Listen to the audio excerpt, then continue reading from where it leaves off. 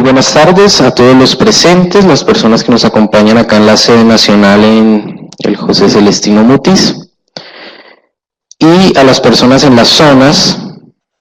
También un saludo especial en Barranquilla a nuestro ponente, el doctor Fernán Ramírez Meléndez, que nos acompaña hoy con una disertación denominada Filosofía y Piedad, las plegarias de Sócrates y el cultivo de la virtud. El doctor Fernán es magíster en filosofía de la Universidad del Norte de Barranquilla y filósofo de la Universidad Nacional de Colombia. Entonces le damos la bienvenida y le agradecemos por compartir con nosotros su reflexión filosófica, y le damos entonces la palabra. Por favor, profe Fernán, el espacio es todo suyo. Bueno, muchas gracias. Muy buenas tardes para todos los estudiantes, los tutores, los profesores que están conectados en este momento en este programa de Filosofía en Red. Agradezco mucho la invitación que ha sido extendida hacia mí para conversar sobre un tema particular de la filosofía.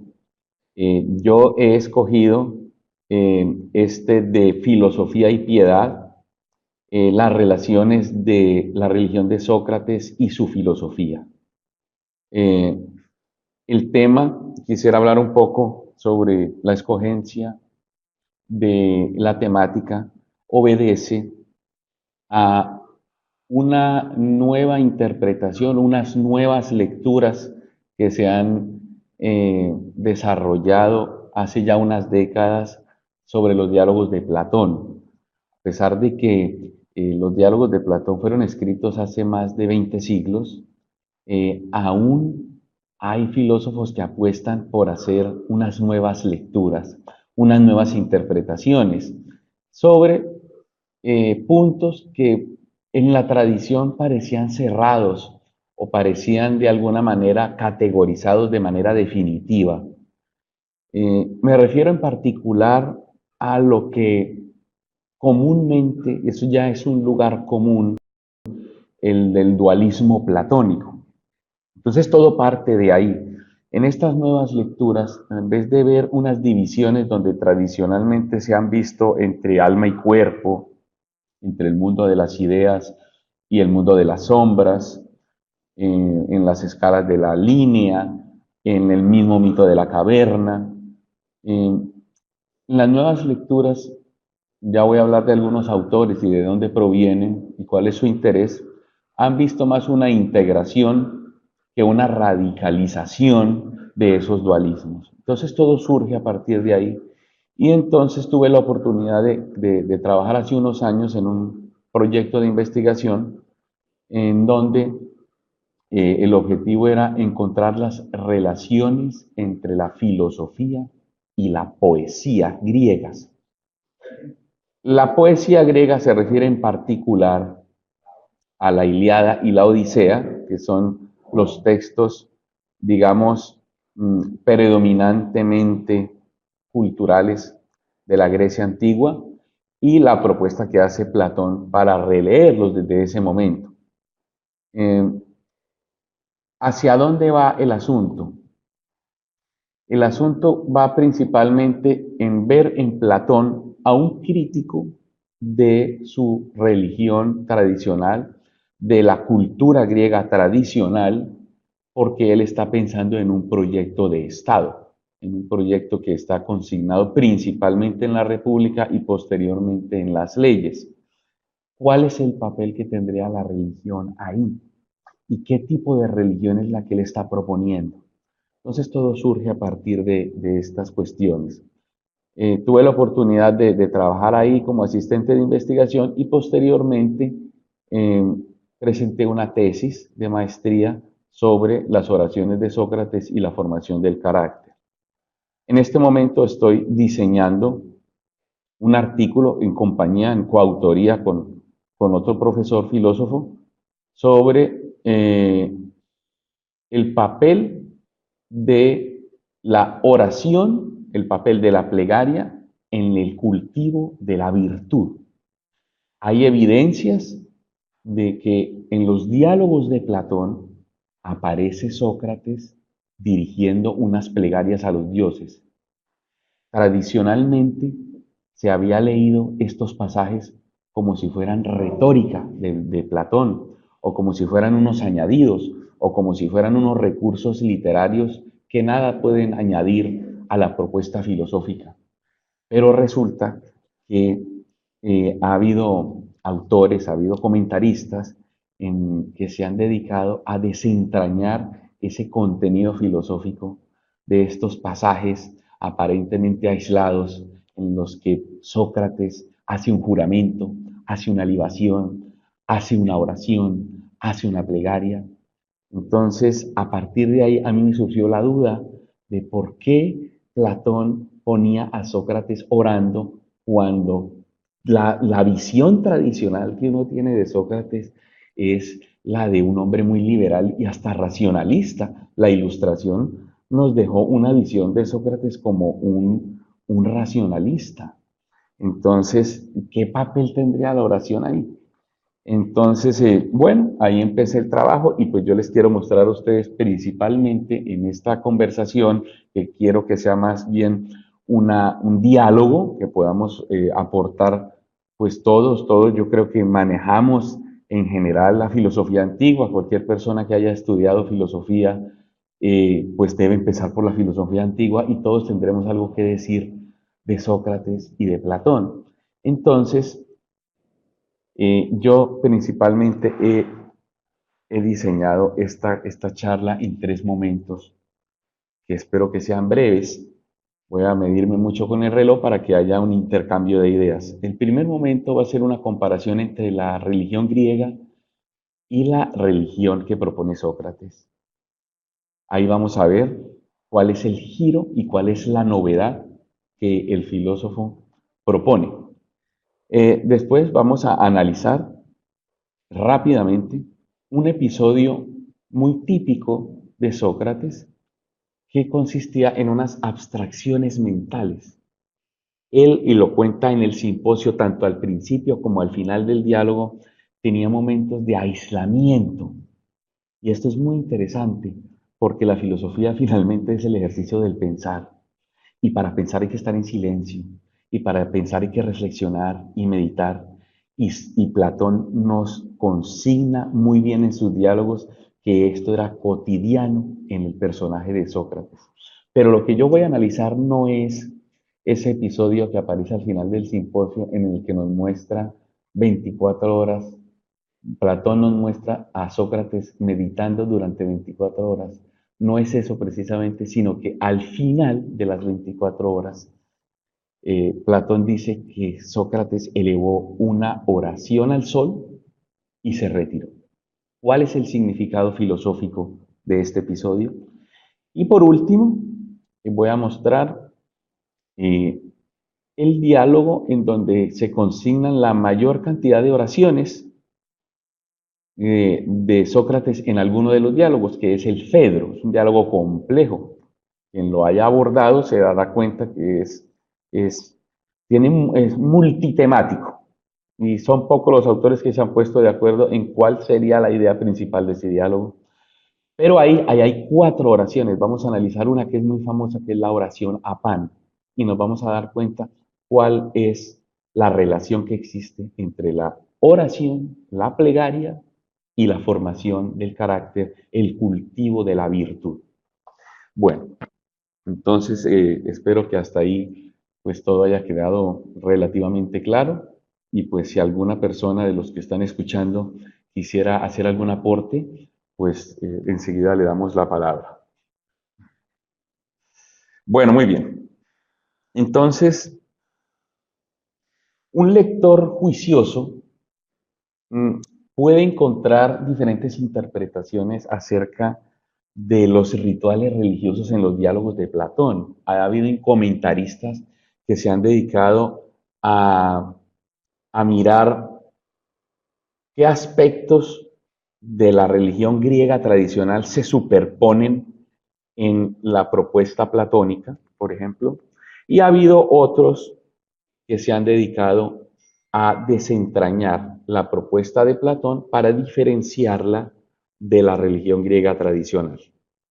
En cualquier caso, Platón tiene algo que decir en el aspecto religioso.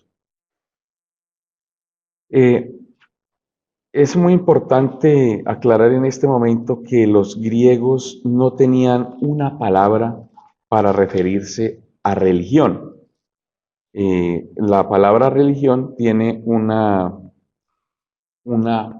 fuerte connotación judeo-cristiana, por cuanto remite a la creación. Religión viene de religare, que consiste en volver a unir. En la fe judeo-cristiana, el Dios crea al hombre y ese es su primer contacto con él. Y la religión consiste en una serie de prácticas para preparar un segundo encuentro del hombre con Dios al final de la muerte. Esto es totalmente desconocido por los griegos. Ellos no tienen esa visión. Entonces, la expresión que utilizaban era terapia tonteón, que quiere decir servicio a los dioses. ¿Y cuál era el servicio a los dioses que le daban los griegos? Principalmente consistía la religión griega en lo que han dicho los comentaristas, un modelo de la religión de la polis.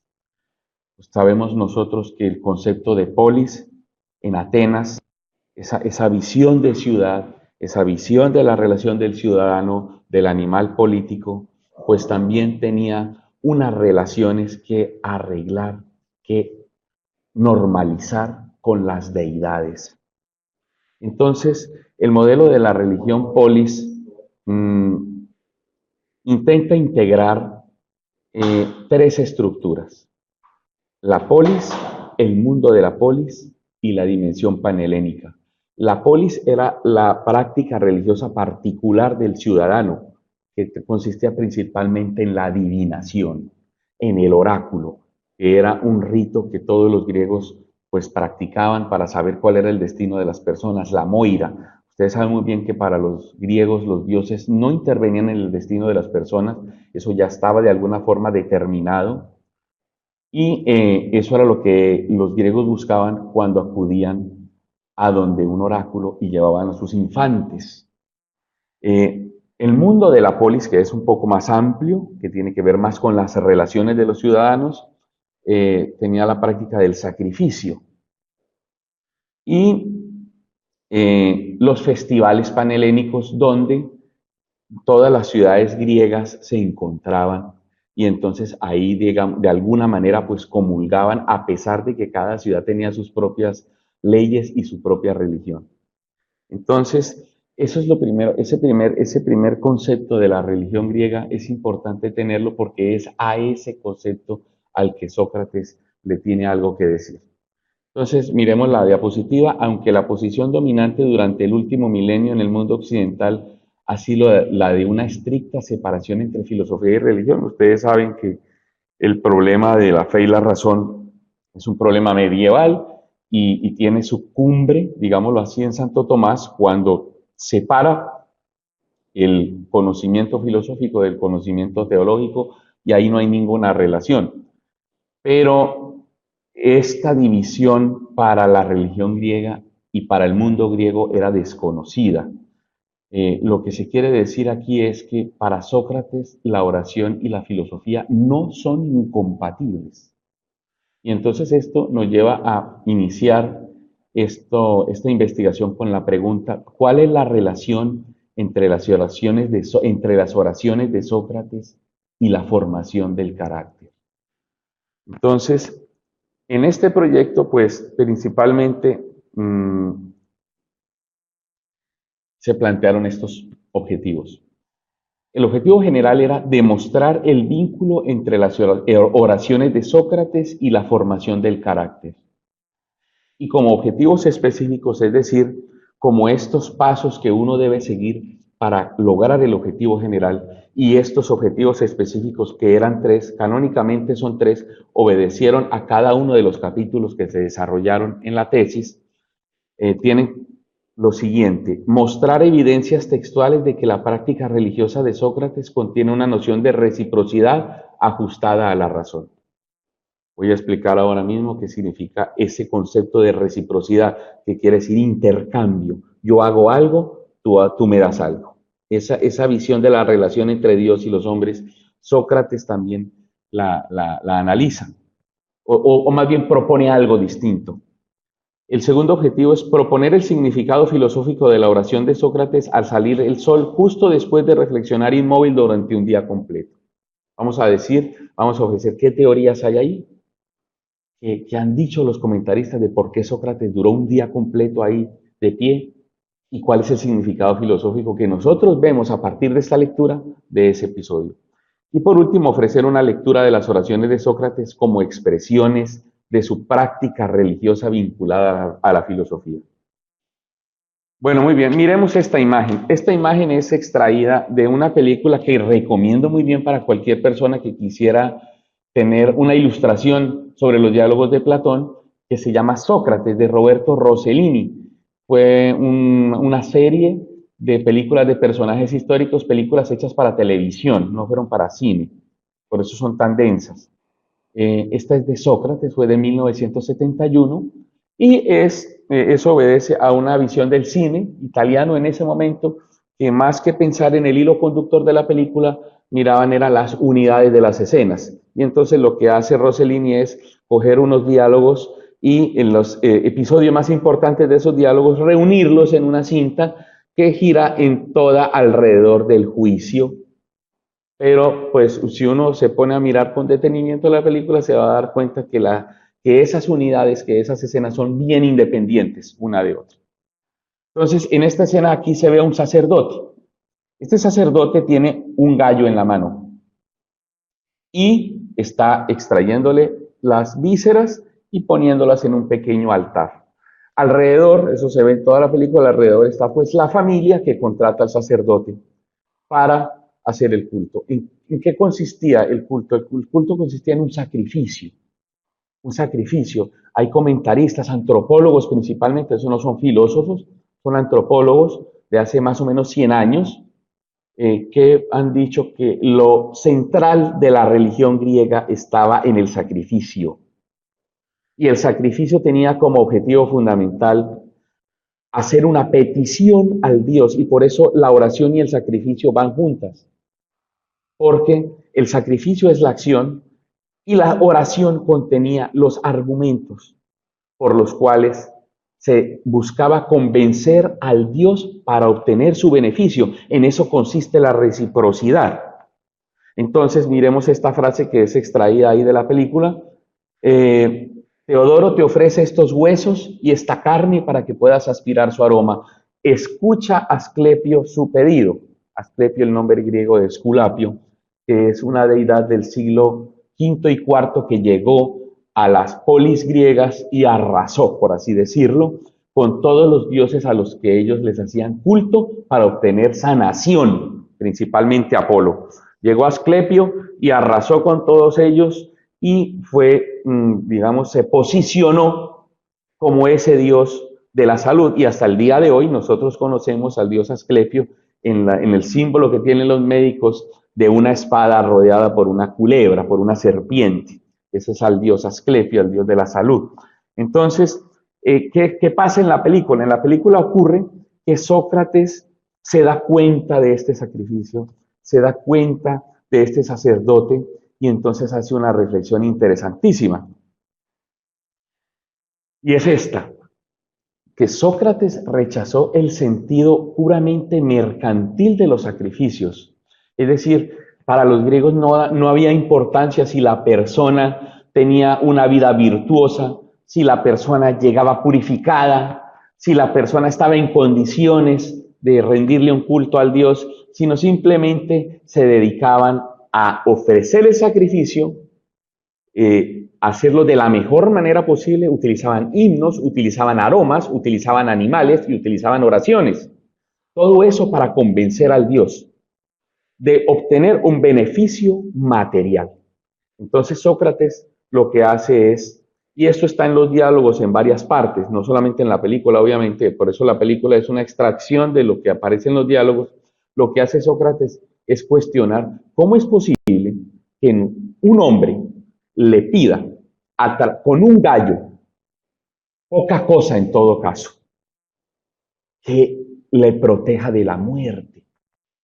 ¿En qué consiste ese negocio? Ahí no hay reciprocidad, ahí no hay negocio para los dioses. ¿Cómo va a ser posible que le pidamos, o que el griego le pide al dios tanto como la vida, tanto como el daño a los enemigos, que eso también lo pedían y Sócrates lo critica? La gente también pagaba un sacrificio para hacerle daño a los enemigos. ¿Cómo es posible que pidan tanto con tan poco? Esa es la reflexión de Sócrates. Entonces, lo que hace él es esto. Esta es la escena donde ellos están meditando. El alto es Critón, el bajo es Sócrates. Y le dice Critón ahí, pero es que la muerte es algo trágico. La muerte es algo que cualquier persona buscaría evitar. Y entonces le dice Sócrates, eso si la muerte fuera mala, fuera algo malo, pero si la muerte es algo bueno, eso lo dice en el Fedón, eso es extraído del Fedón. Si la muerte es algo bueno, ¿por qué le voy a temer a la muerte? Si me va a acercar al conocimiento. Y entonces ahí Sócrates elabora otra oración, que es, oh Asclepio, que muera yo rodeado de mis amigos con la esperanza de encontrar en el más allá el reposo del conocimiento. Es decir, es una oración que no está pidiendo bienes materiales. Es una oración que no está pidiendo que lo libre de la muerte o que le haga daño a algún enemigo, a los enemigos que lo estaban juzgando, a Nito y Melito, que fueron los que le crearon todo ese chisme que lo llevó a la muerte. Él está pidiendo es el conocimiento, él está pidiendo es la sabiduría. Peticiones que en todo caso son filosóficas. Tienen que ver con su ejercicio racional. Este es el giro que hace Sócrates con respecto a la religión. Es decir, ya no me voy a acercar al Dios para pedirle un bien material, sino me voy a acercar al Dios para ver yo cómo puedo honrarlo. Entonces, estos pasajes de esta película, por ejemplo, o este tema, lo trata Platón en los diálogos de madurez, en el simposio, o el banquete, en la República, en el Fedro y en el Fedón. Pero deja para más tarde, para las leyes, que es un diálogo de la vejez, aquello de la imitación del Dios.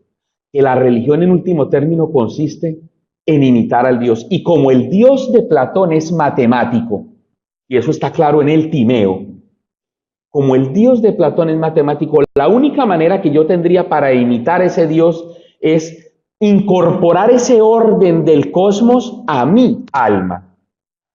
Es decir, la manera que yo tendría para ofrecerle un sacrificio al Dios sería vivir una vida virtuosa, ordenar mis pasiones. ¿Y qué vendría a ser el rito? ¿Qué vendría a ser el culto? El culto no sería otra cosa que la repetición de acciones externas para estimular mis acciones internas, es decir, mis pasiones, ordenarlas. Y estas tres pasiones, acuérdense, estas tres almas, el alma racional, el alma irascible, el alma concupiscible, aquí en el bajo vientre, tendrían que ordenarse. Y la oración vendría a ser una terapia, vendría a ser moldeadora de ese carácter. Eso es lo que principalmente pues quiere demostrar Sócrates. Eso lo trabajé en el primer capítulo. Entonces, miremos cómo cambia la visión del sacrificio griego a la visión de un sacrificio personal Sócrates. Para Sócrates, estos sacrificios de animales son muy poca cosa. Lo que se debe reemplazar ahí es el animal por hábitos virtuosos, hábitos que lleven a cultivar la virtud. Usted sabe que culto viene de cultivo. Hacer un culto significa cultivar algo en la personalidad. Él practicó el culto religioso de manera novedosa al incluir los recursos de la razón y la práctica del autoexamen. ¿Qué fue lo que hizo Sócrates finalmente? Obedecer al Dios. Y eso lo dice en la Apología varias veces, en la Apología de Sócrates. La reciprocidad de un Dios se vino a entender menos como una respuesta a la amplitud o calidad del material que se ofrecía. Es decir, había los griegos que invertían mucho dinero en la calidad de ese animal, en la calidad del rito, del sacrificio, y Sócrates lo vino a reemplazar más como el deseo del peticionario, del orador, de honrar a Dios, y por lo tanto con un sentido interior de la justicia.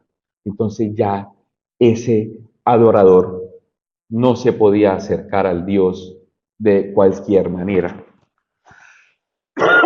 Bueno, hasta este momento, ¿habría alguna pregunta de parte de alguno de los oyentes?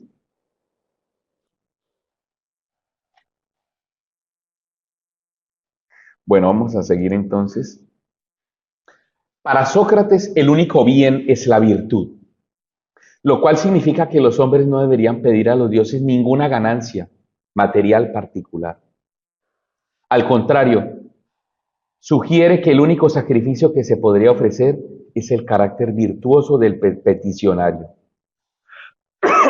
Entonces, para concluir esta primera parte, con la oración de Sócrates se revolucionó la noción tradicional de la piedad de los dioses, a los dioses, y se los reformuló en términos que priorizan la justicia de las acciones y la terapia del alma hacia la filosofía. Y el sentido de la práctica religiosa en Sócrates entonces no consistió en el intercambio de favores, sino en el significado de vivir conforme a la virtud. Filosofar es una actividad eminentemente piadosa.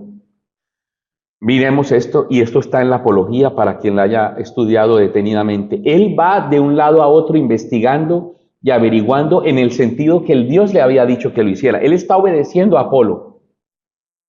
Si nota que alguno de los ciudadanos o de los forasteros es sabio, y cuando le parece que alguno no lo es, esos sofistas que se ufanaban de saber cualquier cosa conforme les fueran pagando, esos que se creían sabios, lo que hace Sócrates es demostrarles que no es sabio, pero por el mandato del Dios.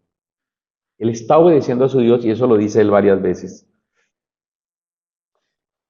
La práctica religiosa tiene un vuelco unilateral hacia el cultivo de la virtud, es decir, la piedad se vuelve una actividad moral.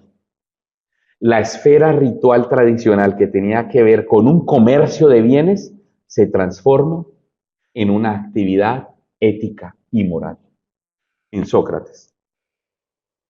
Ahora pasemos al siguiente punto. Al final de el simposio, pero también al principio, se dice una característica aparentemente biográfica de Sócrates. Y eso lo dice Alcibíades. Alcibíades empieza a contar esto. Lo voy a contextualizar el texto. Que Sócrates en invierno o en verano se vestía igual. Se vestía de la misma manera, no se ponía más abrigos, sino que él podía caminar en el hielo indistintamente. Y eso lo decía para mostrar su valentía y su virtud. Inclusive llega a decir Alcibíades que Sócrates lo salvó en medio del campo de batalla. Necesitaba ayuda y Sócrates lo hizo. Y él siguió común y corriente. Y Alcibíades empieza a decir que eso es una muestra de virtud. Enseguida dice lo siguiente: habiéndose concentrado en algo, permaneció de pie en el mismo lugar desde la aurora, meditándolo, puesto que no le encontraba la solución, no desistía, sino que continuaba de pie investigando. Era ya mediodía y los hombres se habían percatado y asombrados se decían unos a otros: Sócrates está de pie desde el amanecer, meditando algo.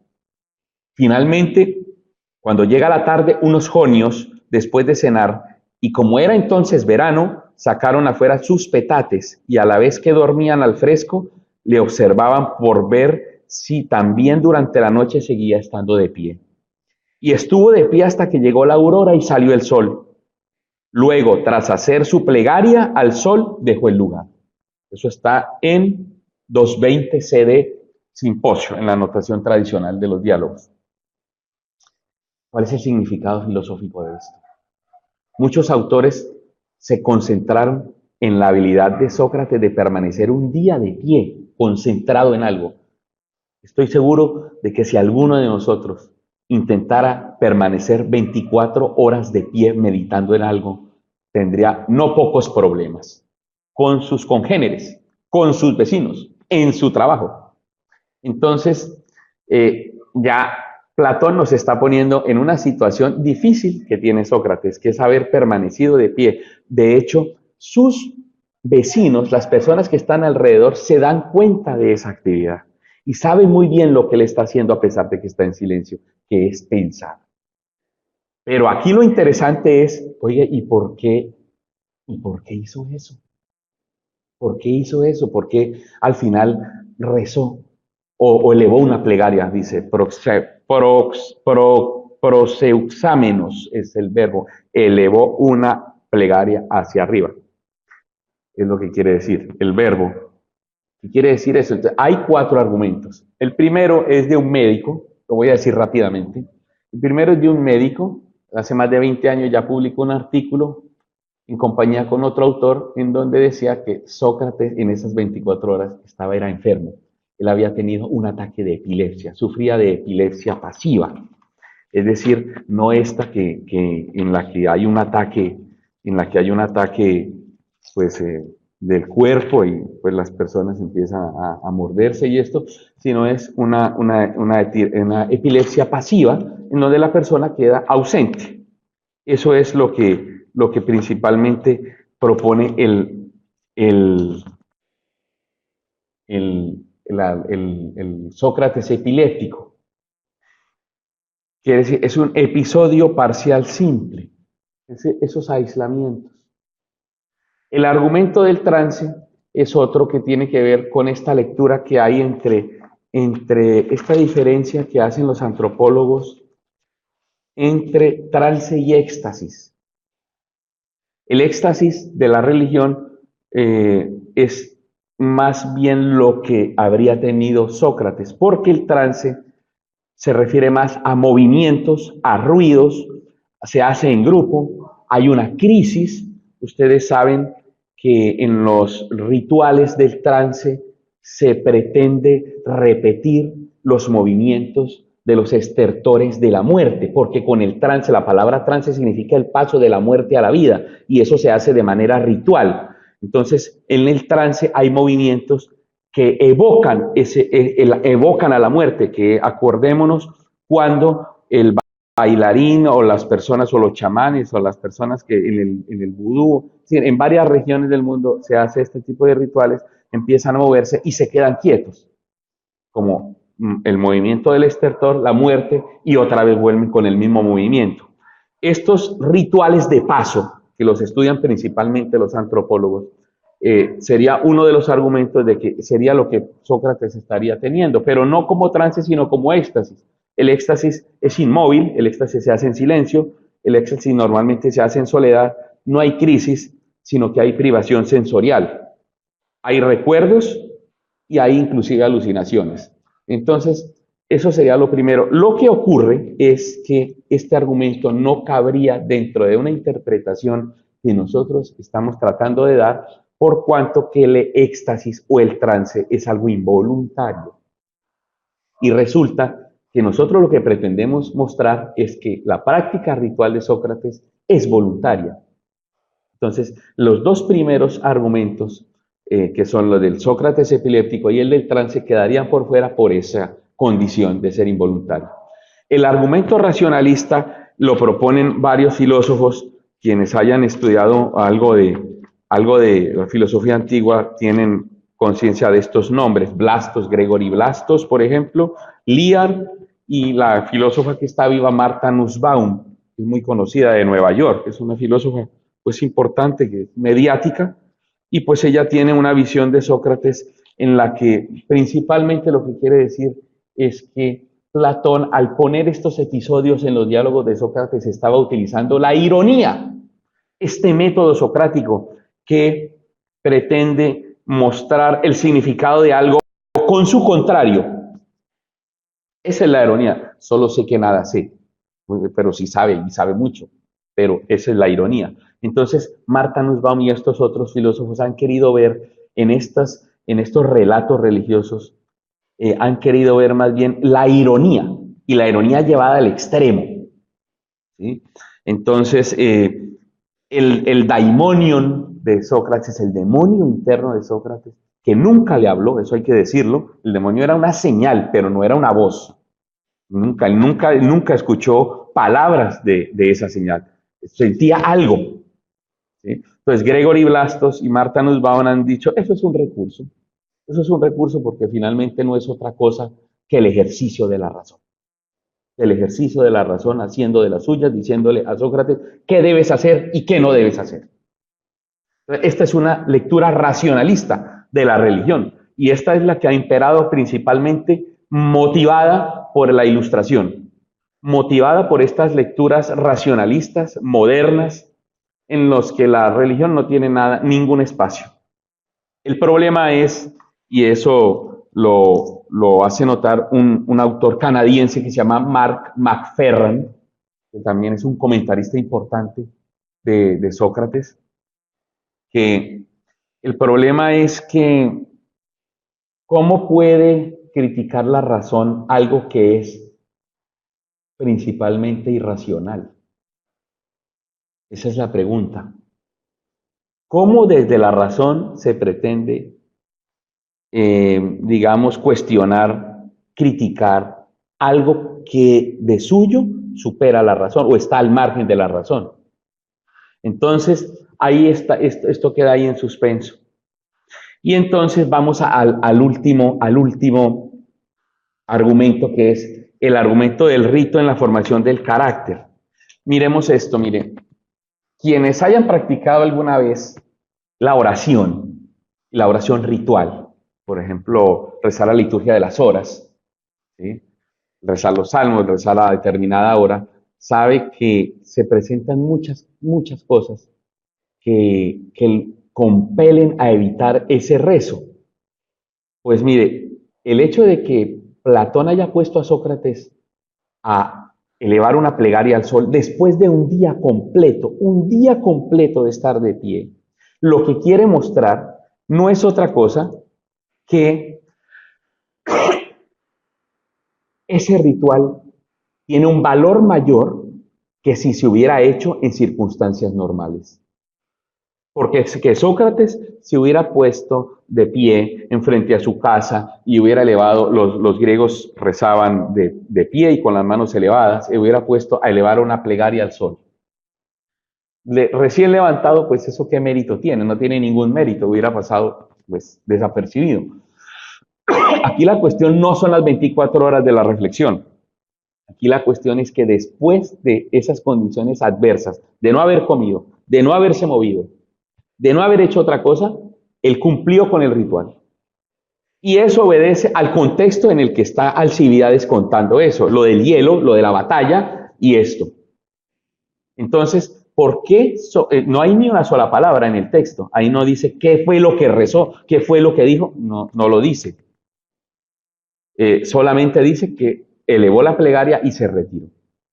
Entonces, vemos entonces una relación entre el rito y la virtud. El único producto, el más importante, por el que se debería elevar una plegaria es por la obtención de la virtud, por vivir con un carácter ordenado y por principalmente ordenar mis pasiones interiores. Y en el Fedro es donde está, usted sabe muy bien, está el mito del carro alado, donde pues los dos caballos representan estas pasiones, digamos, desordenadas. Y entonces la oración lo que vendría es a amainar el carácter de esos caballos. Miremos finalmente, para que ya tengamos otras intervenciones, la última oración de las 4 plegarias que aparecen en el Fedro, que es muy conocida, se llama la oración a Pan, Pan el dios de la naturaleza. Pero mire lo interesante. Oh querido Pan, y todos los otros dioses que aquí habitéis, concededme que llegue a ser bello por dentro y todo lo que tengo por fuera se enlace en amistad con lo de dentro. que considere rico al sabio, que todo el dinero que tenga solo sea el que puede llevar y transportar consigo un hombre sensato y no otro. ¿Necesitamos de alguna otra cosa? Fedro es un joven, a mí me basta con lo que he pedido. Así termina, y se despiden y se van. Así termina el Fedro, que entre otras cosas es un diálogo muy interesante porque se desarrolla fuera de la ciudad, debajo de un plátano. Eso es interesantísimo. En los campos de Agra, donde se llevaban a cabo los rituales menores de Eleusis. Esto también es una evocación a los rituales eleusinos, a los misterios eleusinos. Pero Platón no los quiere reivindicar. Platón tiene otra intención con esos rituales. Pero bueno, eso es analizando la obra del Fedro. Miremos qué quiere decir la oración a Pan. Bueno, aquí quiero comentarles una anécdota que fue que al realizar el curso de formador de formadores, tuve que hacer este ejercicio. Y como yo estaba trabajando en ese momento también en la tesis, pues yo trabajé con CMAP Tools, esta herramienta para hacer mapas conceptuales que me parece magnífica. Puse de fondo esta selección del texto de Gredos, de Fedro, en la página 413, donde aparece la oración, y entonces desarrollé un mapa conceptual interpretando con varios autores lo que quiere decir. Son varios los autores que han investigado sobre esta oración. Entonces, principalmente habría que decir lo siguiente. Cuando dice, oh querido Pan, ya nos pone en otra perspectiva distinta a la mitología griega tradicional. No le reza a Zeus.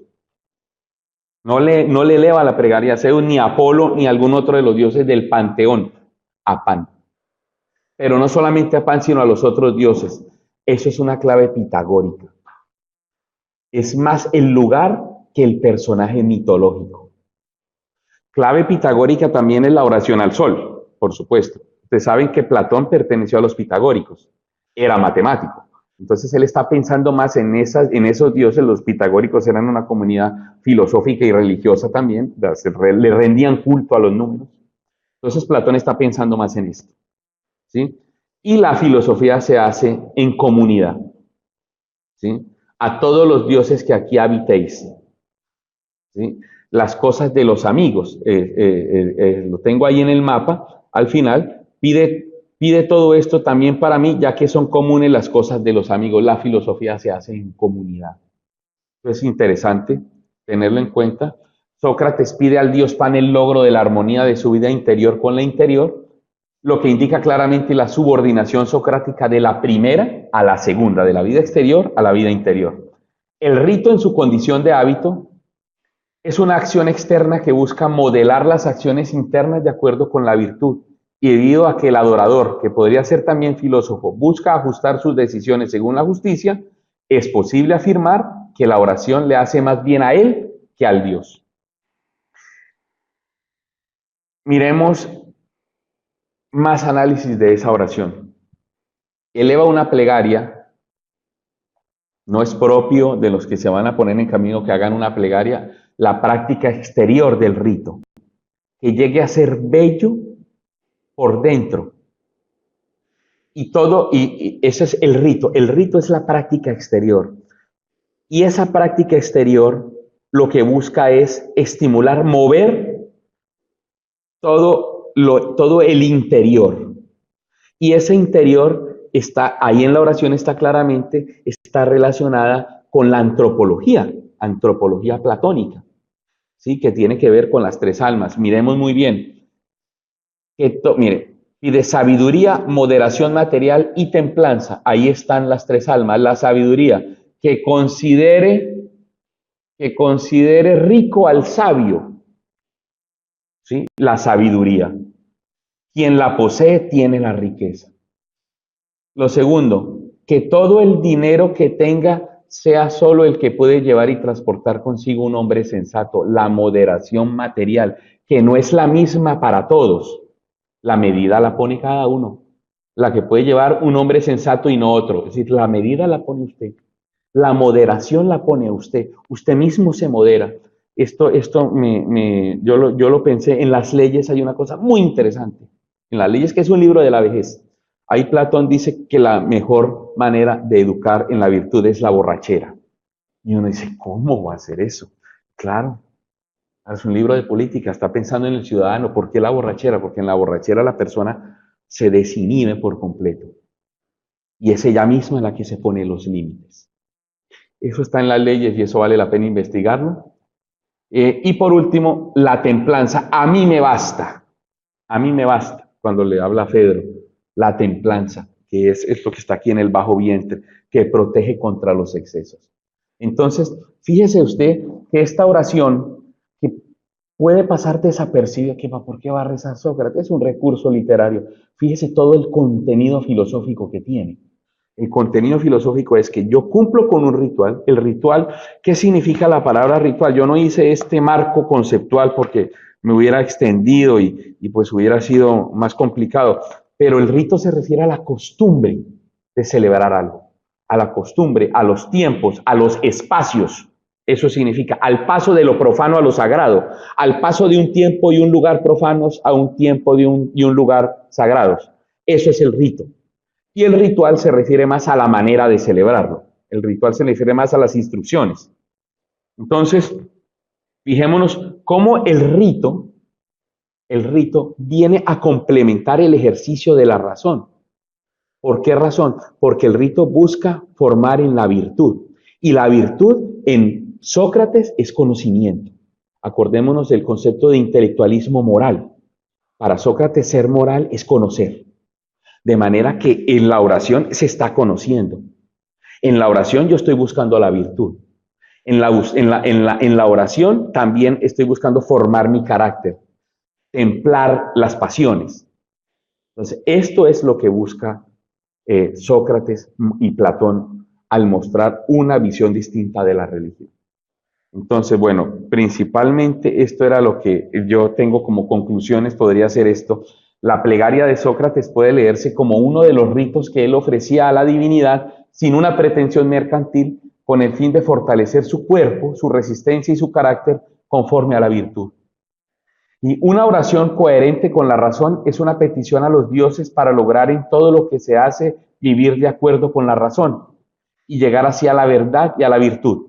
Todas las oraciones de Sócrates hallan su sentido en cuanto refieren a la sabiduría o al amor a la sabiduría. Es decir, la oración tiene sentido porque me remite a la filosofía.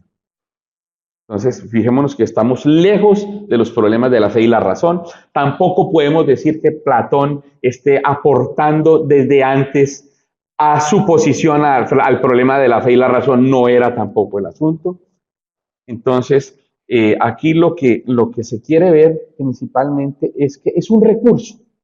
Es un recurso. Así como hay otros recursos, como las artes, ¿sí? Como el deporte, la oración era un recurso para formar en la virtud. Y eso es lo que se ha pretendido mostrar y eso es lo que vamos a poner ahora en un artículo científico con otro profesor, ponerlo en un artículo que espero pues poder compartir con ustedes. Entonces esto principalmente es palabras más, palabras menos. He tratado de resumir, usted sabe, esto fue una tesis de 100 páginas y el artículo pues tendrá sus 30, por lo menos. Entonces pues yo quisiera saber compartir con ustedes o escuchar cómo les ha parecido. Muchas gracias por escucharme, hayan permanecido los 16 participantes.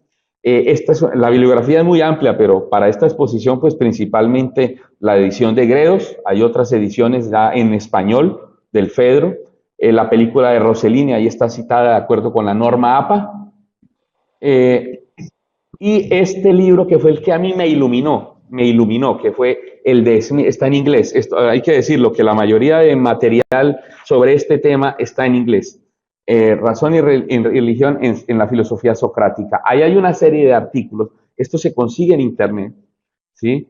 Hay una serie, y en la base de datos de la universidad, por supuesto, también, ahí se consiguen unos artículos en donde se pretende explicar la relación entre la filosofía y la religión en Platón y en Sócrates.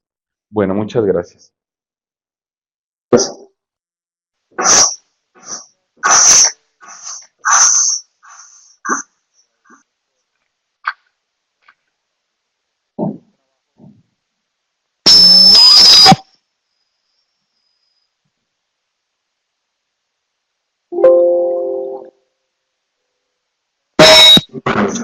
Bueno, muchas gracias por...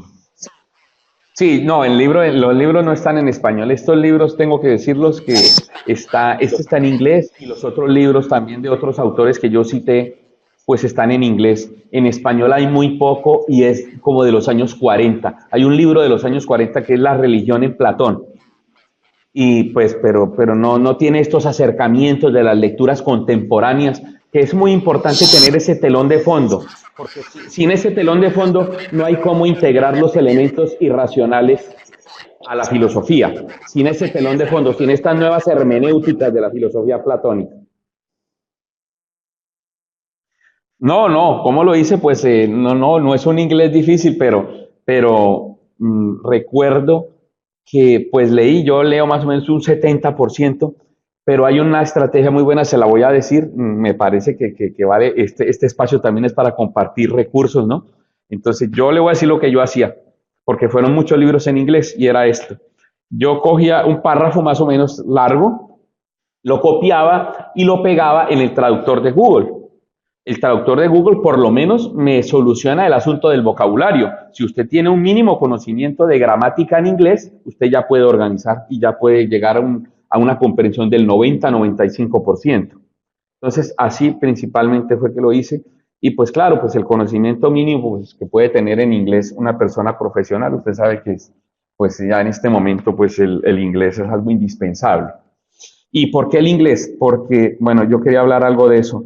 Estas lecturas contemporáneas de Platón vienen más o menos desde los años 80 y vienen por algo que los especialistas, porque hay gente especialista en esto, en la UNAM, en la Universidad Autónoma de Madrid, en la Universidad de Buenos Aires, hay muy buenos especialistas sobre filosofía antigua y ellos hablan de la escuela inglesa. La escuela inglesa son unos filósofos de Inglaterra, como estos que yo acabo de citar ahí, que han investigado, que han ofrecido nuevas lecturas de la filosofía platónica. Entonces, es muy importante introducirse en esta tradición de interpretación para poder ver espacios diferentes a las lecturas tradicionales, a esos radicalismos. Voy a poner un ejemplo nomás. El ejemplo es este. Mire, en la lectura tradicional de Platón hay una división clara entre alma y cuerpo. Esa división que proviene del orfismo, del pitagorismo, de que el cuerpo es la parte mala, de que el alma es la parte buena. Pero fíjense que si nosotros tenemos una lectura menos radical de Platón, nos damos cuenta de algo. En la escalera de la belleza que está en el 210 del banquete, el número 210 y siguientes, del banquete, la escalera del amor, si usted se acuerda de eso, dice, el amor es como una escalera. Yo primero me enamoro del cuerpo de la persona amada, del cuerpo. Eso lo decimos nosotros.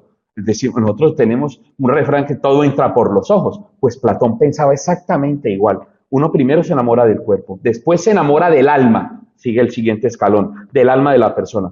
Después ya no me enamoro solo del alma de la persona, sino de las almas de todo el mundo. Después ya no me enamoro de las almas de todo el mundo, sino el escalón siguiente me enamoro de la ciencia, del conocimiento, de las leyes, hasta llegar finalmente a la belleza en sí, que es el encuentro, el encuentro de súbito con la belleza.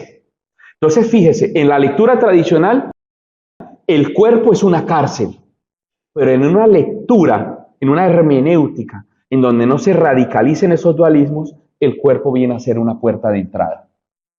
Entonces ya usted se da cuenta de la diferencia que hay. Allá es cárcel, aquí es puerta de entrada. Entonces esa es la hermenéutica, esa es una nueva manera y eso lo ha iniciado la escuela inglesa y creo que también la escuela francesa. Ahora, pues estos filósofos hispanoamericanos de España y México, de Argentina y aquí de Colombia también, pues se han metido, se han introducido en esa tradición de interpretación más amable y entonces han podido decir que la filosofía y la poesía sí tienen relación en Platón. ¿Sí? Que la poesía, que la lírica, pero no, es que la poesía griega no es la lírica, la poesía griega son los cantos de la Ilíada y la Odisea principalmente y de los otros trágicos, Esquilo, Píndaro y los otros menores. Esa es la poesía griega. Entonces no se refiere a la lírica, pero me refiero a elementos irracionales. elementos que aparentemente no tienen nada que ver con la filosofía, con la dialéctica, ¿sí? Entonces, eso es posible gracias a estas lecturas. Bueno, a ver, miremos las preguntas. Fernán, muchas gracias por su exposición. Tenemos una intervención del profesor César Ibarra. Levanto la mano, luego el profe Pablo Felipe García y luego pasamos a la intervención aquí en sala y Einar. Entonces, adelante, profe César. Gracias. Bueno, agradecerle al profesor Fernán por la exposición muy clara y sencilla, que ha entendido muy bien. A mí como hombre creyente y al mismo tiempo como filósofo, pues me deja un par de inquietudes. Evidentemente, en primer lugar, el problema de la coherencia. Cómo la oración de Sócrates es parte de su vida virtuosa, de cómo él entiende el problema de la virtud.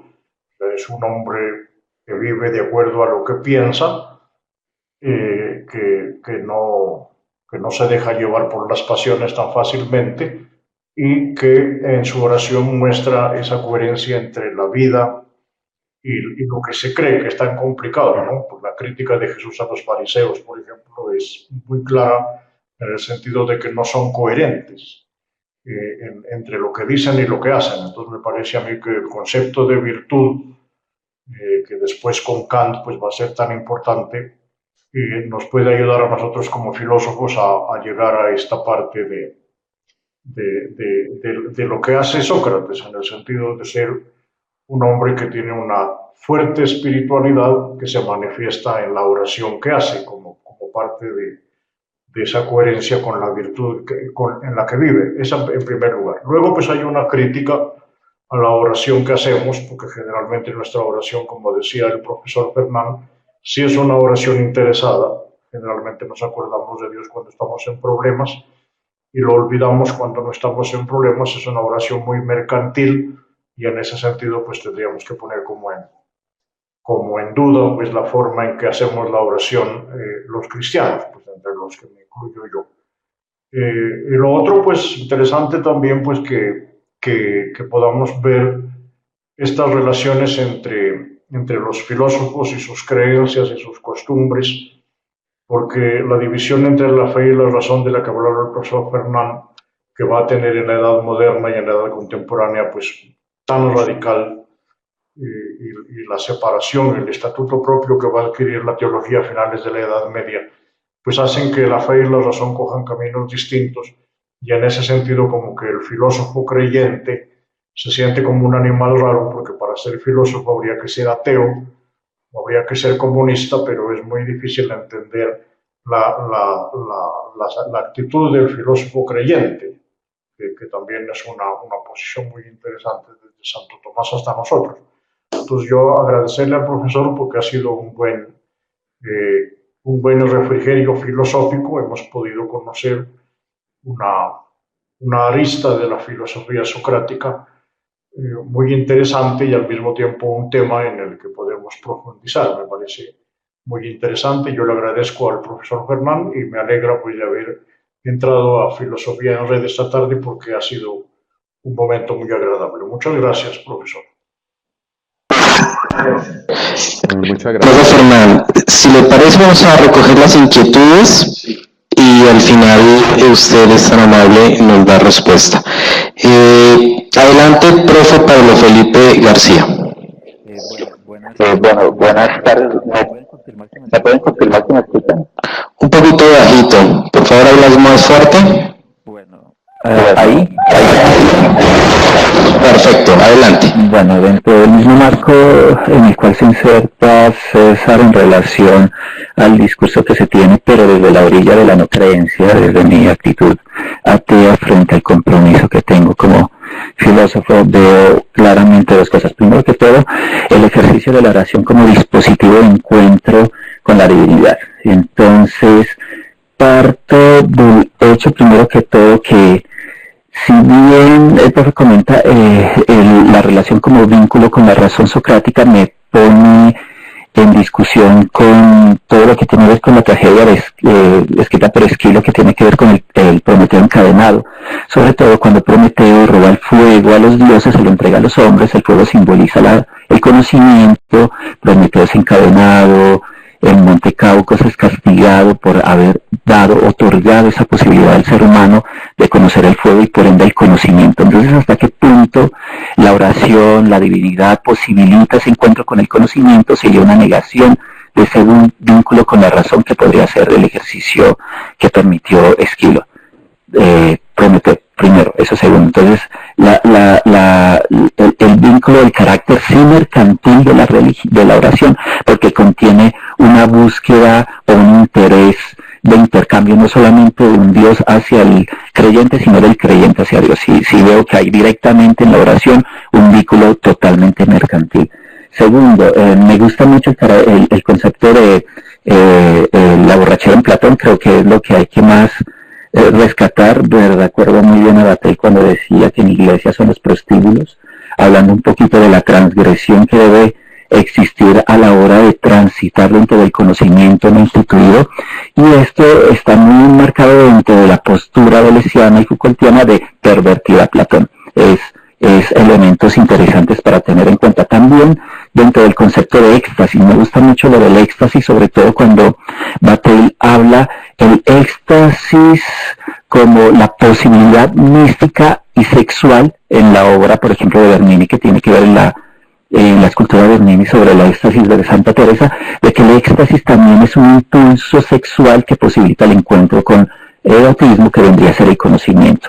No solamente virtuoso, porque es digamos, uno de los puntos fundamentales de la filosofía, pero también está al otro lado, que es el exceso, que vendría enmarcado dentro del concepto ya no de deseo como falta, sino deseo como producción, que luego lo tomaría muy bien Lacan con todos sus análisis psicoanalíticos del sujeto barra y del objeto A. Entonces, la pregunta es si realmente dentro del ejercicio de lo mítico y la tragedia de Prometeo por Esquilo, donde se castiga a un Esquilo, creo que Prometeo no era un semidios, era como, no recuerdo bien qué era, se le castiga por otorgarle el fuego al ser humano. ¿Qué ejercicio dentro de eso juega la religión? ¿Qué ejercicio dentro del conocimiento realmente juega la oración? ¿Y qué ejercicio realmente dentro del conocimiento juegan los dioses? Gracias, Rafi, y también rescatar mucho su intervención. Es agradable que podamos sostener esta clase de conversaciones, aunque sea de orillas divergentes. Bueno, muchas gracias. Bueno, gracias. Profe Fernán, muchas gracias por su conferencia. Le habla Manuel Prada desde la sede nacional. Quiero preguntarle algo a propósito de la interpretación que usted compartió sobre la oración al sol. Preguntarle si estaría de acuerdo con una posible interpretación que le quiero proponer y hacerle una pregunta también al respecto. En varios pasajes de la obra de los diálogos, Sócrates insiste en que no se descansa, que él no puede descansar hasta que no contemple la belleza en sí. Pienso, por ejemplo, en el modo como termina el Hipios Mayor, todo lo bello es difícil, y pienso en los distintos pasajes en los que, incluso el que usted citó del Fedro 2.10, del banquete 2.10, cómo el camino del conocimiento llega a la belleza en sí. Y entonces quisiera proponerle, para saber usted qué piensa, de si ese esfuerzo de Platón, de Sócrates, de estar 24 horas de pie contemplando algo, no se detuvo, o digamos, si la oración al final al sol no se explica como la oración al final a la belleza en sí, o a la idea máxima o contemplable que en República pone también en la figura del sol. Que digamos, si esa escena no muestra más bien ese intento Sócrates, de un Sócrates incansable en la búsqueda de la verdad.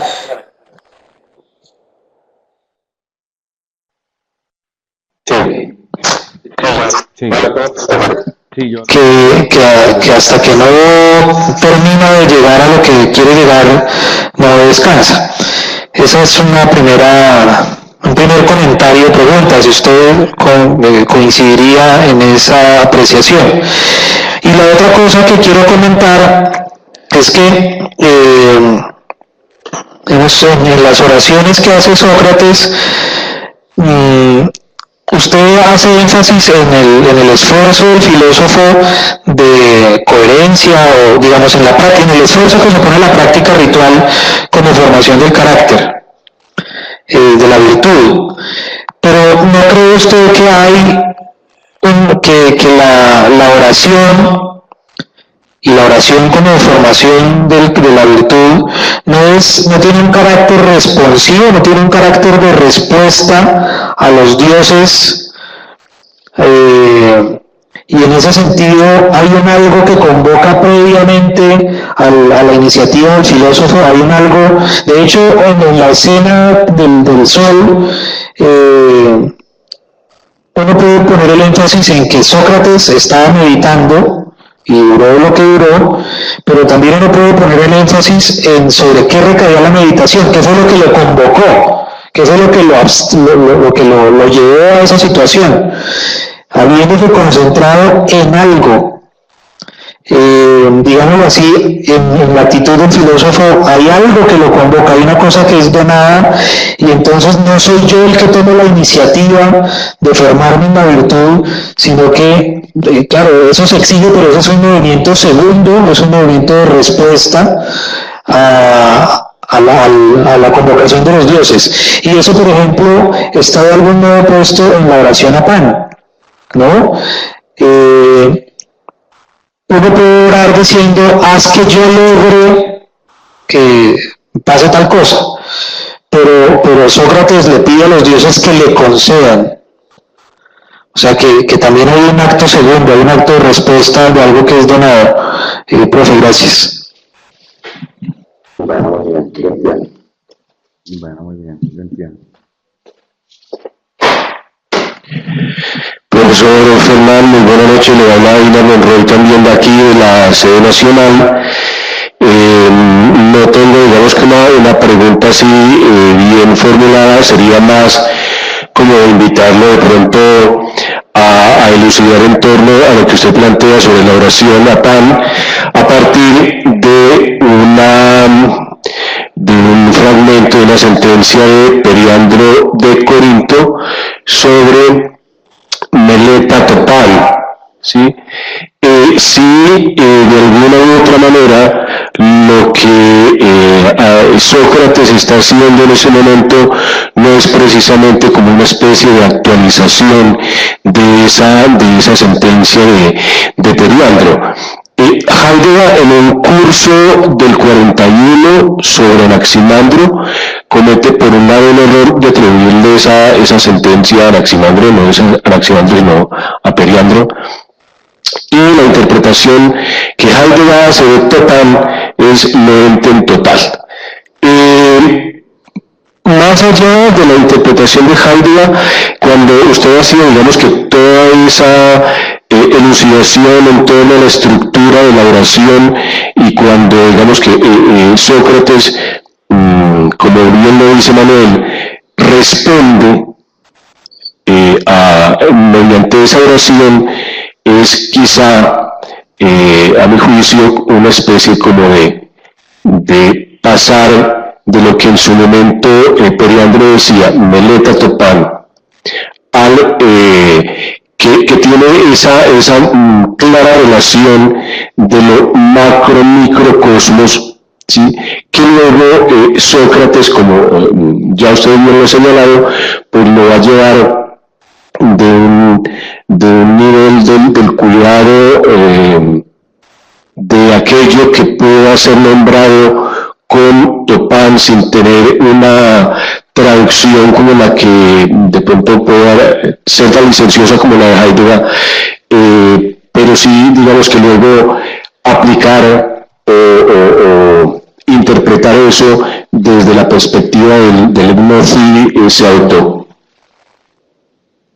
Con eso termino mi intervención. Muchas gracias, profesor. Muchas gracias. Adelante, profe Fernán. Bueno, entonces vamos a mirar brevemente las preguntas. Muchas gracias por la atención y muchas gracias por la participación a través de estas inquietudes. Entonces,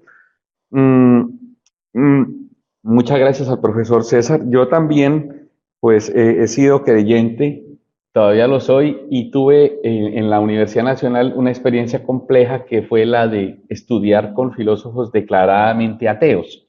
Ahí el extraño era yo. Entonces, sí, hasta burlas hay, eso está claro. Sin embargo, yo creo que si uno se acerca un poco a Wittgenstein, por ejemplo, a la figura de él, uno puede perfectamente practicar la filosofía y aún así mantener una mística que es perfectamente válida, que tiene que ver con la existencia. Entonces, pues yo también abordé este tema, pues obviamente desde mi papel de creyente, pero convencido de que esto se puede dilucidar con los ojos de la razón. Y eso es lo que yo quería decirle al profesor, que estaba hablando de la otra orilla, que me parece magnífico, porque evidentemente sobre estos episodios de Sócrates hay unas lecturas tradicionalmente racionalistas, en donde no se pretende buscar ninguna interpretación de tipo sobrenatural o de tipo metafísico en estas actitudes de Sócrates, sino puramente ejercicios de su cuerpo y de su razón y de su filosofía. Entonces, lo que me llamó la atención del profesor es si la oración ¿cómo hace la oración para no ser una negación de la razón? Es más o menos lo que yo entendí. ¿Cómo puede la oración no apartarse de los recursos de la reflexión? Y entonces pone usted el ejemplo de Prometeo encadenado de Esquilo, efectivamente el que le robó el fuego de la razón para dárselos a los hombres. Yo creo que Prometeo era semidios y creo que tenía un hermano que se llama Epimeteo, si no estoy mal. Usted sabe que hay una circunstancia con los mitos griegos, y es que Grecia no fue imperio, entonces no había una autoridad que vigilara la transmisión exacta del mensaje de los mitos, sino usted sabe que de un personaje hay varios mitos, de Dionisio, de Zeus, de todo. Entonces eso también ayudó para el cultivo de la filosofía, el hecho de que no hubiera autoridades autoridades pues limitando el pensamiento. Entonces, en esa circunstancia, la pregunta es muy válida, por supuesto. ¿Sería que Sócrates estaba pensando verdaderamente en un recurso más allá de la razón? ¿Estaría negando la razón? Quiero decirle, profesor, que esta es una pregunta abierta. Esta es una pregunta que precisamente es lo que yo quiero responder en el artículo, con realmente cuál es el aspecto racional de la razón. De la oración, perdón. ¿Cuál es el aspecto racional de la oración? ¿Y cuál es ese aspecto que de alguna manera influye en mi virtud? O de alguna manera transforma mi carácter. Esa precisamente es la pregunta que se ha pretendido responder, a la que voy a profundizar en el artículo, pero pues yo me adelanto un poco, por supuesto. No, la oración no niega la razón, la oración no niega la razón, y aun cuando una persona que no sea creyente se acerque a los diálogos de Platón y encuentre estos textos, pues aún así puede comprender cuál era la intención de Sócrates sin que él tenga que ser creyente para entenderlo. Y esto es por motivo de algo, y es porque Sócrates realmente no tenía una manifestación de los dioses, y Sócrates no estaba pensando en hacer una nueva religión. Y eso está muy claro cuando, por ejemplo, en el Fedro aparece el dios Eros como un mediador y en el banquete aparece como un dios. Entonces, si él quisiera hacer una religión nueva, eso lo tendría claro. o es un intermedio, un intermediario, o es un daimon, o es un dios. Eso lo hubiera arreglado. Eso precisamente lo que quiere decir es que Platón no está pensando en hacer una nueva religión y no está pensando en un recurso más allá de la razón. Él está pensando en más allá del mito, en más allá de la historia, es en la práctica. Y yo di algunas pistas. Algunos intérpretes de la cultura griega, del mundo griego, han llegado a decir que lo central de la religión griega era el sacrificio, era la práctica. Y yo creo que en esa misma línea es que hay que leer a Sócrates para darle un papel a la oración dentro de la razón. Es decir, sí tiene un papel, pero tiene que ver con un papel práctico, el uso práctico de la razón, que como llaman los modernos y los kantianos, el uso práctico de la razón. Entonces yo creo que si vamos a ese uso práctico de la razón, si extrapolamos ese concepto a la filosofía antigua, ya empezamos nosotros a comprender el asunto de otra manera y no tenemos que meterle fe a esto para nada, ¿sí? Bueno, eso es lo primero que yo quería decirle con respecto a su intervención. La reciprocidad mercantil, sí, ciertamente todo es redituable, decía Smith, el utilitarista, todo es redituable, es decir, todo lo que uno hace lo hace pensando en recibir algo. Pero yo también estaba ahí, yo traté de decirlo, no pude ampliar mucho en eso, que el concepto de reciprocidad de Sócrates es distinto del de los griegos tradicionales. Los griegos están esperando obtener un bien material, mientras que Sócrates y Platón están pensando en otra cosa. No están pensando, es que miren, ni siquiera están pensando en recibir nada, sino que el concepto de suerte está en Platón. Tige, se dice en griego, suerte, y hay investigaciones sobre qué papel, por qué Platón, siendo tan racional y siendo tan matemático, cómo le daba cabida a la suerte. Y es que es claro, Sócrates y Platón tenían claro que hay aspectos de la vida que se salen de nuestro control.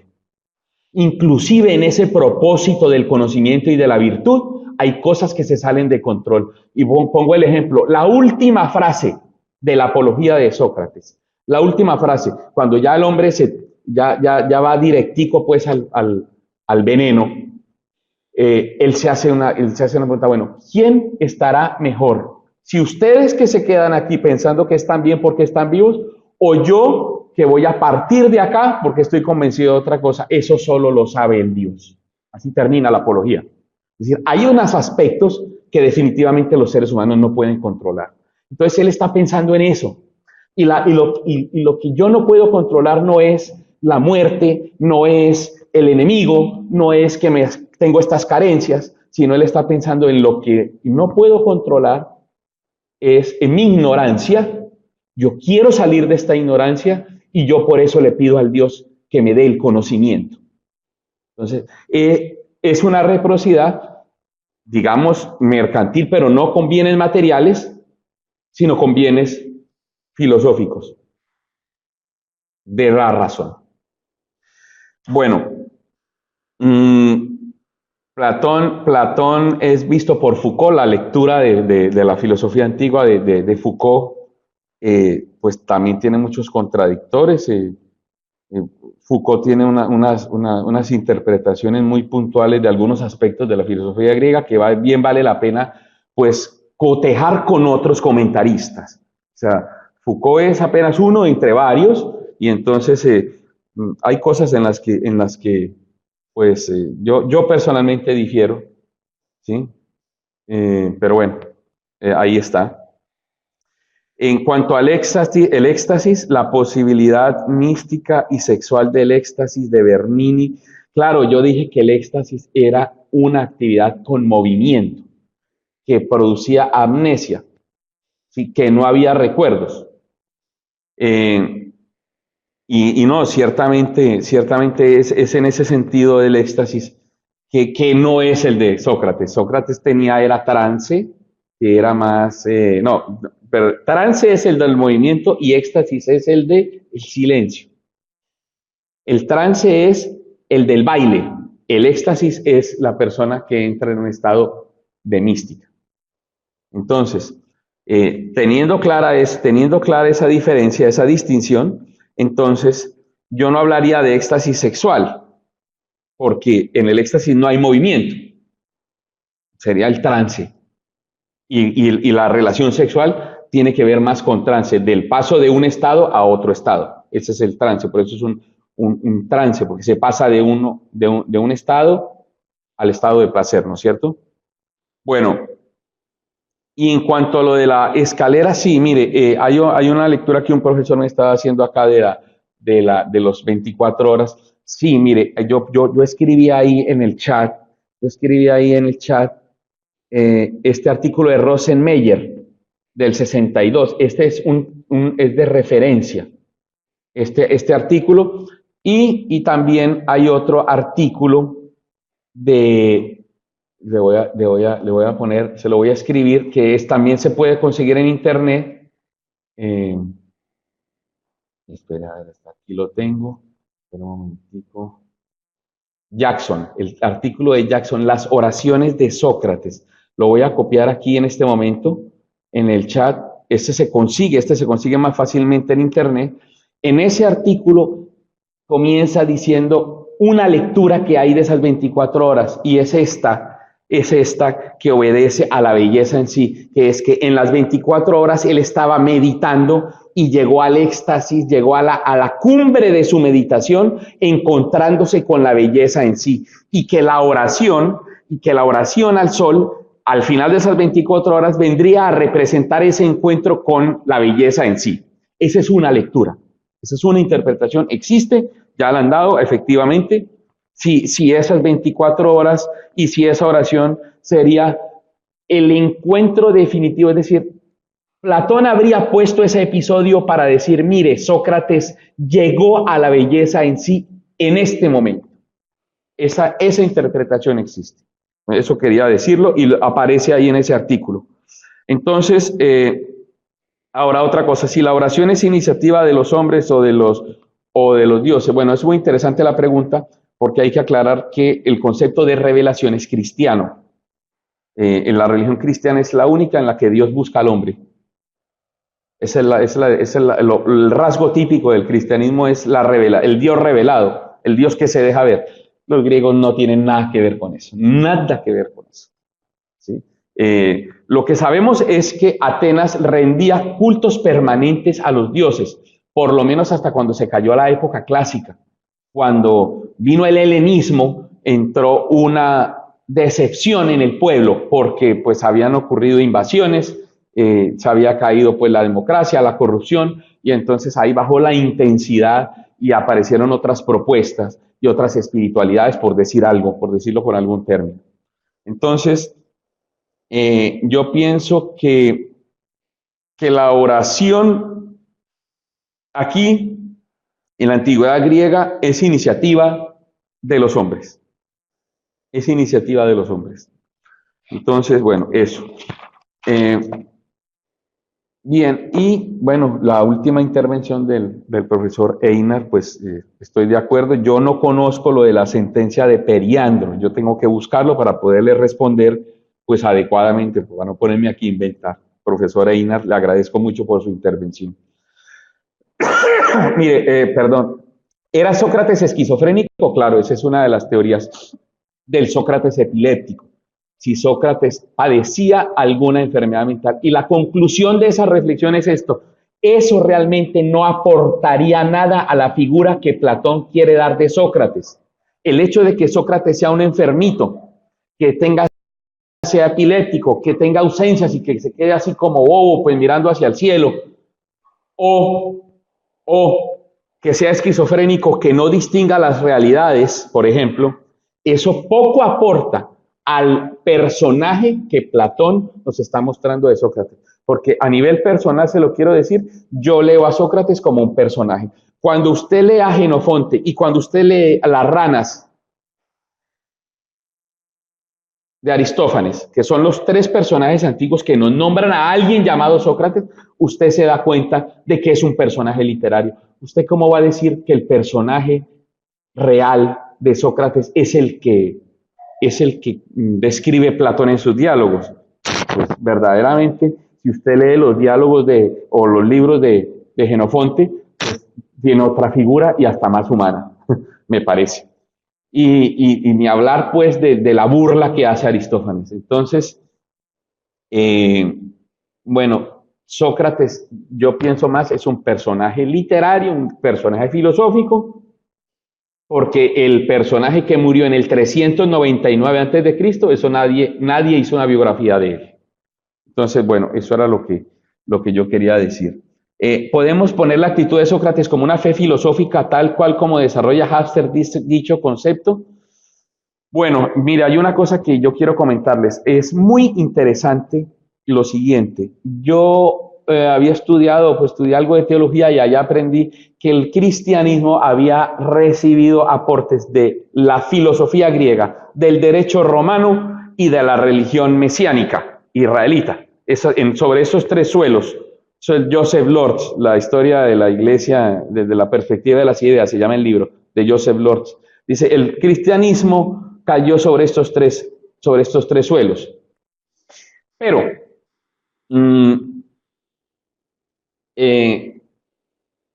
haciendo esta investigación me di cuenta y leyendo las oraciones de Sócrates, leyendo las oraciones que Platón, son 12 en total en los diálogos, las oraciones que Platón pone en boca de Sócrates, me parecía estar leyendo el catecismo.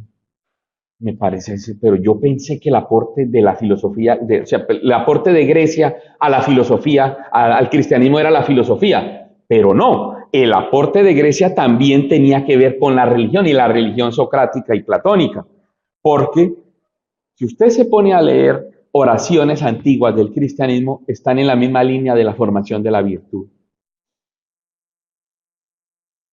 Entonces, yo no pienso que en este momento que sea una fe filosófica la que está proponiendo Platón.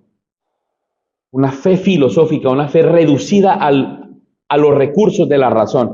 Precisamente las nuevas hermenéuticas lo que hacen es abrir la puerta a elementos que no son racionales, pero que de alguna manera se conjugan y se complementan con los elementos racionales. Cuando se habla de filosofía y poesía en las nuevas lecturas, eso era impensable en una lectura tradicional de Platón, donde en la coda esa de la República, el libro 10º de la República, es una coda, es un agregado donde expulsan a los artistas y expulsan a los poetas. Entonces uno podría decir, nada tiene que ver la poesía con la filosofía.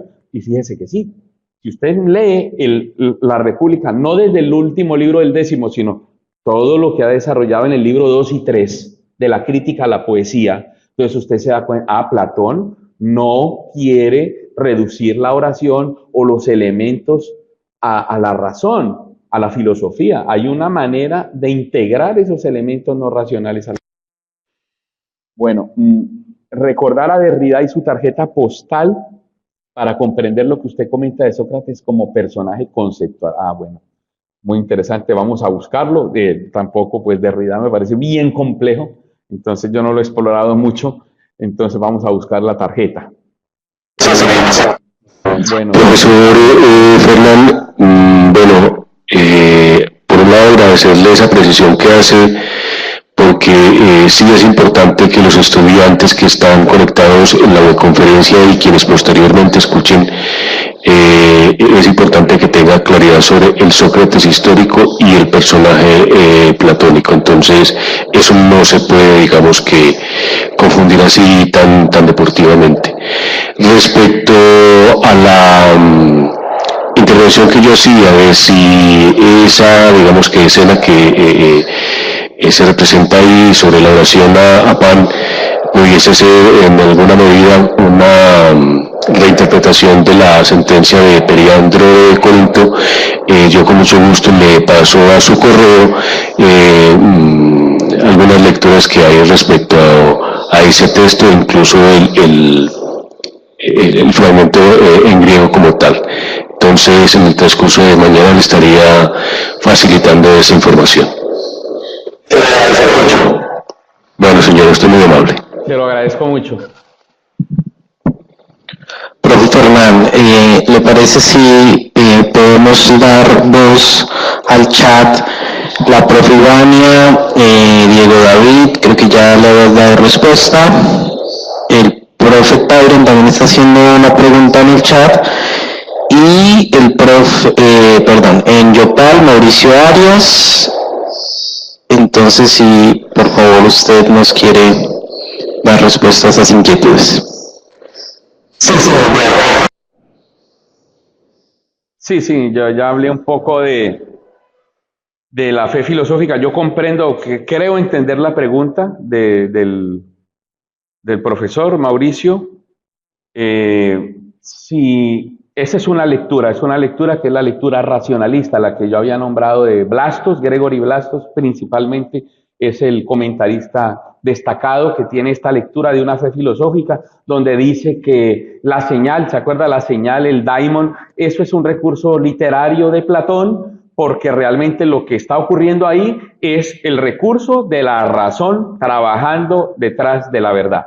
Eso es lo que dice, lo mismo Lear dice que todas estas cuestiones de la religión, eso es la ironía, y pues ni hablar de Martha Nussbaum, que evidentemente sí tiene una lectura profundamente racionalista, y ella sí dice que Platón no tiene nada que ver con la cuestión religiosa. Entonces, pues, es una lectura, ¿no? Es una lectura, pero pues como este es un ejercicio principalmente de hermenéutica, porque lo que hemos hecho es acercarnos a textos antiguos desde otra óptica. Y esta óptica es aquella que integra los elementos tradicionalmente divididos en Platón. Eso es lo que queremos hacer nosotros acá, ofrecer una lectura distinta. Entonces, pues en ese sentido, pues si uno se atiene a la razón y a una visión dura de la filosofía, pues evidentemente uno podría estar hablando de una fe filosófica, si cabe el término, pues trayéndolo de Jaspers. Bueno, yo creo que ya yo he mirado las preguntas, creo que bueno, yo le dije, lo de aquí hay la del profesor Diego David, sí, claro, hay una relación entre las deidades egipcias, ahí en el artículo de Jackson también aparece esa alusión a los dioses de Egipto. Claro, por supuesto que sí, por supuesto que hay ahí está eso. Bueno, creo que el profe Tyron pregunta, ¿era Sócrates esquizofrénico? ¿Se requiere una dosis de esquizofrenia para ser creyente?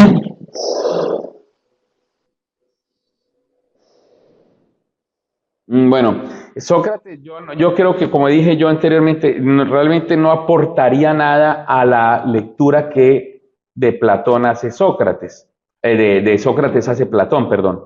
La lectura, el personaje que nos presenta, pues, bueno, yo creo que no aportaría nada, pero la pregunta es si se requiere una dosis de esquizofrenia para ser creyente. Yo creo que la pregunta más apropiada, es mi visión personal, pero para lo que estamos nosotros trabajando, me parece que la pregunta más apropiada sería, ¿se requiere una dosis de esquizofrenia para ser filósofo? Esa es la pregunta, porque ese es el problema aquí. Porque nosotros ya todos compartimos que Sócrates es un filósofo y que tiene una crítica profunda a todo el establecimiento de su época. Entonces ya tenemos claro eso. La pregunta aquí es si dentro de toda esa filosofía cabe algo que no sea racional. Esa es la pregunta.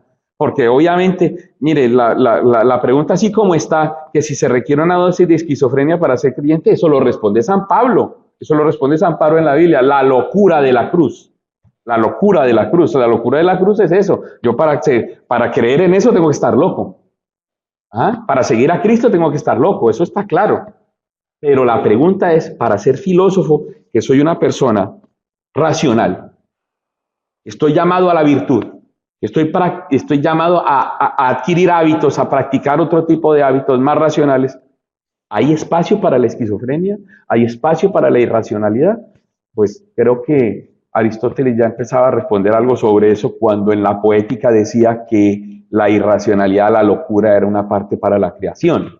Entonces, creo que sí, claro que sí, se necesita. Ahora, esquizofrenia es una palabra muy fuerte, creo que ya ni siquiera los psicólogos la usan, creo que la sacaron del ESDM, creo que le dicen al vademecum. Creo que la sacaron, ya no se habla de esquizofrenia, ahora se habla con unas tipificaciones más específicas, pero yo lo que quiero tal vez aprovechar ahí de su término debe ser como aquello que está más allá, allende a la razón. Me imagino que es eso. Entonces, esa sería la respuesta que yo tengo a esa pregunta. Gracias, profe Fernán. El profe Tyron creo que quiere intervenir. Si quiere, profe Tyron, le active el micrófono para que intervenga. Lo puso como presentador. Adelante, profe Tyron. ¿Escuchan? Perfecto, profe Tyron, adelante. Sí, mire, es que el planteamiento de la esquizofrenia, independientemente de que esté en el DMS5 o no, se está hablando es de personajes en la historia y en la cotidianidad que escuchan voces que le dicen cómo deben actuar o qué no deben hacer, porque en Sócrates aparece eso. Sí, El sí. demonio de Sócrates es parte de lo que se conoce dentro de la historia de Sócrates.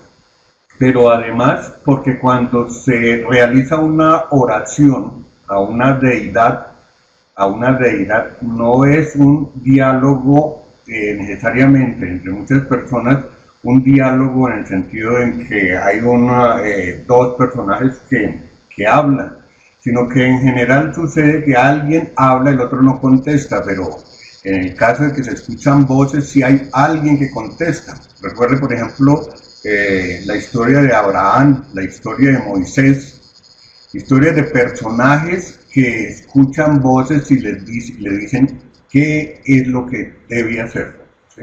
Y es en ese sentido, porque evidentemente una persona religiosa está esperando que su oración no caiga en el vacío, sino que alguien le esté escuchando y que le responda además. ¿Es eso? Bueno, muy bien. Sí, mire, ahí acabo de agregar al chat este texto de Muramoto, que es el que originalmente hizo este ejercicio de analizar lo que aparecía en los diálogos sobre el personaje de Sócrates, analizarlo clínicamente, es decir, tratando de descubrir algún desorden mental en su comportamiento. Diagnóstico retrospectivo de una figura famosa histórica. Listo. Entonces, ese es un texto donde él hace ese ejercicio. Efectivamente, sí se ha hecho eso de explorar. ¿Sería que Sócrates sería esquizofrénico? Sí se ha hecho. Y con respecto a eso de que si la esquizofrenia consiste en eso de escuchar voces, bueno, primero yo quería recordar que lo que Sócrates sentía con el daimonion no era una voz. No es una voz porque Sócrates no está escuchando nada. Él lo único que siente es una señal, es decir, un dolor, un golpe, alguna cosa, pero él no escucha una voz, es decir, el daimon no es cognitivo. Entonces, en ese sentido, sería bueno aclararlo, porque entonces lo que él escucha no sería esquizofrénico por escuchar voces como otras personas, porque no es eso lo que está pasando. Ahora bien, con respecto a si una persona como un creyente que está esperando una manifestación del Dios, porque pues es natural, es humanamente natural esperar una respuesta, y a eso creo que se le llama piedad. Piedad es el don que le da Dios a una persona de sentirlo, porque la noche oscura consiste en que uno reza y no siente nada. Entonces me parece que es perfectamente natural que alguien esté esperando una manifestación de ese Dios. Pues hombre, yo no le llamaría esquizofrénico, como le digo, porque esquizofrénico tiene esa carga puesta negativa de ver a una persona enferma. Y yo pienso que la persona que ora no es una persona enferma. Y es posible, mira, hay personas que oran toda la vida y nunca sienten una manifestación sobrenatural, nunca. Y es que tiene que ser así, porque realmente en el cristianismo nunca se nos dijo que se nos iban a aparecer milagros, ni la Virgen, ni nada. Esos son dones dadas a algunas personas, pero todos sabemos, pues los que tenemos un mediano conocimiento de esto, que la revelación terminó con la muerte del último de los apóstoles. Entonces uno realmente no tendría que estar esperando nada. Uno no tendría que estar esperando nada y uno se puede ir de este mundo sin haber sentido nada. Y sin embargo tener fe en la promesa. Entonces, en ese sentido, pues yo quería decir que yo me separaría un poco de eso. No me parece necesario. Esa sería la respuesta. Pero muchas gracias por su aporte. realmente me parece muy valioso. Profesor, lo que usted dijo sobre el enamoramiento, que era una escalera que uno se enamora del cuerpo, luego del alma de la persona, luego respecto a la sociedad también. Usted lo cita abajo, ¿de qué contexto? Es decir, ¿por qué lo expuse? Si me puede recordar. Claro, mire, lo expuse para mostrar cómo el modelo hermenéutico que uno utiliza le sirve para interpretar conceptos de manera distinta. Lo hice por interpretar el concepto de cuerpo. En una lectura tradicional de Platón, el cuerpo es cárcel del alma. Eso es lo que le han enseñado a todo el mundo. Todavía lo enseñan en los colegios, los que enseñan filosofía, porque eso ya lo quitaron. Y en esta otra lectura, en esta otra clave hermenéutica, llamémosla así, el cuerpo no es ninguna cárcel, el cuerpo es la puerta de entrada a la escalera del amor. Porque el enamorado primero se enamora del cuerpo, después del alma, después de las leyes, después de la ciencia y después de la belleza en sí. Esa es la escalera. Entonces, el ejemplo era para mostrar que un mismo concepto puede variar en su significado, en su papel dentro de la filosofía, de acuerdo con el modelo con el que yo me acerque. Era por eso que yo estaba citando ese ejemplo de la escalera del 2.10, en el simposio 2.10, usted lo puede encontrar. Muchas gracias, profesor. Muchas gracias, profesor Fernán Ramírez, por su exposición, por su disertación, por acercarnos a la cultura antigua griega, al pensamiento de Platón, al pensamiento filosófico de Sócrates. Bueno, ahí me queda la inquietud si Sócrates fue el personaje histórico o el personaje literario. Gracias por incentivar a nuestros estudiantes y en nosotros mismos, los docentes del programa, el estudio de los clásicos. No me queda más que invitar para el 27 de marzo, la tercera sesión de Filosofía en Red. Sería muy grato contar con cada uno de ustedes nuevamente. Tendremos una reflexión en torno a la filosofía latinoamericana por parte de nuestra decana de la Escuela de Ciencias Sociales, Artes y Humanidades, Marta Viviana Vargas Galindo, quien reflexionará una ponencia denominada La necesidad del pensamiento filosófico en América Latina. Entonces, todos están cordialmente invitados, estaremos enviando la respectiva invitación. Nuevamente agradecer al profesor Fernán por el tiempo que nos ha brindado por este espacio. Nos encontraremos. Muchas gracias, profesor Fernán, y a todos por su asistencia. Muy amables.